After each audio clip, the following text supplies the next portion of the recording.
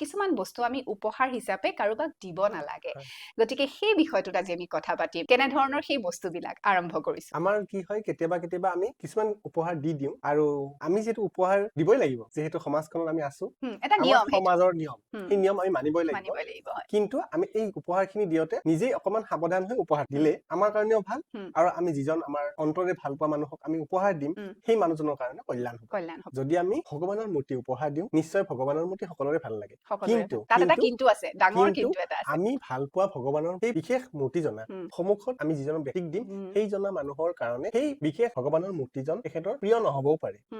তেখেতে অন্য কোনো দেৱীক নিজে মনতে আৰাধনা কৰিব পাৰে গতিকে সেই যে বিশেষ মূৰ্তিজনা আমি তেখেতক গিফ্ট হিচাপে বা উপহাৰ হিচাপে দিম এই মূৰ্তিজনা যদি তেখেতে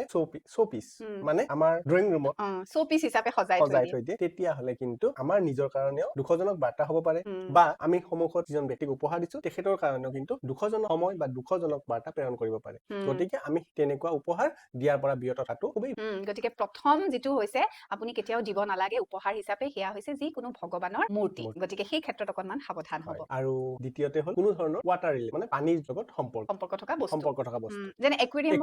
হয় তেনেকুৱা জাতীয় সামগ্ৰী আমি দিব নালাগে আমাৰ অতিকৈ এখন প্ৰিয় বস্তু সেইটো হৈছে ৰুমাল এইটো মই সৰুতে বহুত শুনিছিলো ৰুমাল কাকো উপহাৰ দিব নালাগে ৰুমাল দিলেই কাজিয়া লাগে আৰু এইটো সঁচাকে লাগে হয় ৰুমালটো বিশেষকৈ কি হয় ৰুমাল